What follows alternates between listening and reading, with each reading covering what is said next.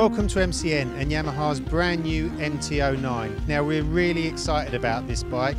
It's got a brand new 3-cylinder 850cc engine which makes 115 bhp. It weighs just 188 kilos, fully fueled and ready to go. And best of all, it costs under £7,000. Now on paper this should be fantastic.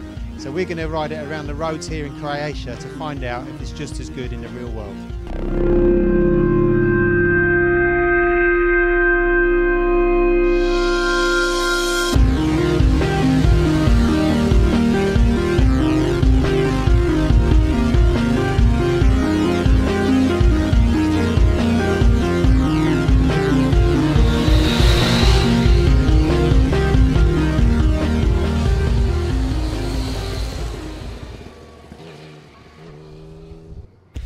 So it has a rip snorting engine, funky styling and wears its sporty credentials proudly on its sleeve. There's an aluminium frame, adjustable upside down forks and a horizontally mounted rear shock with a progressive link. It's got monoblock brakes, variable riding modes, fat sticky Bridgestone S20 sports tyres and a slash cut exhaust which is tucked so far out of the way Yamaha say you can lean it over to 51 degrees, the same as an R6. All up it weighs just 188 kilos or 171 kilos dry, which is a kilo lighter than an R6 and a massive 41 kilos less than a Kawasaki Z800. With Supersport sales drying up all over the world, the MT-09 isn't just an important bike for Yamaha, it's a machine designed to keep the blood coursing through the veins of motorcycling in general. It's actually one of the most exciting bikes to come out of Japan in years. Don't worry about that MT tag either. The big mid-noughties MT-01 V-twin and little single-cylinder MT-03 missed the mark, but the MT-09 is different. It'll wheelie, skid and stoppy like a stunt bike, but it's also comfortable, controllable and calm enough to take you to work every day and do the mundane. The new 3-cylinder engine is a gem and has a free flow of power all the way through the revs.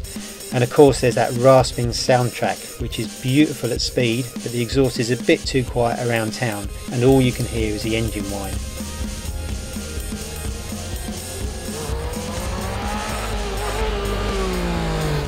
It's a masterpiece of 3-cylinder engine design, just like the leader in this class, the Triumph Street Triple.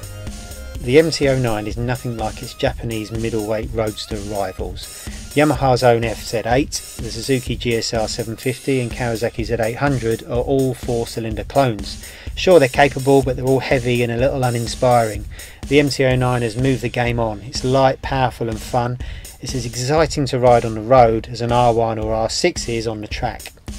Yamaha has already created a comprehensive selection of touring, styling, comfort and performance accessories when the bike goes on sale at the end of September 2013.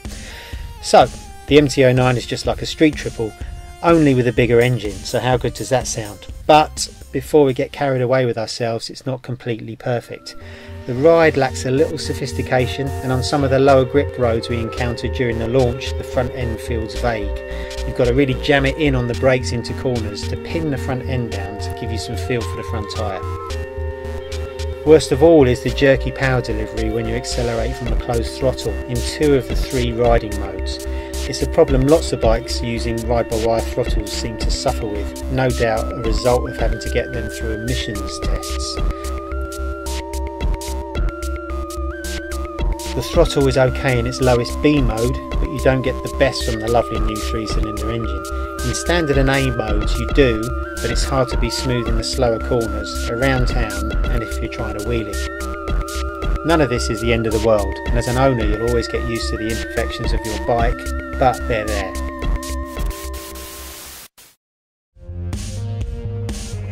Yamaha has created something very special in the MT-09. It's not just another identikit Japanese middleweight roadster, it has a funky European feel to it thanks to its intoxicating blend of 3-cylinder power and feather-light weight.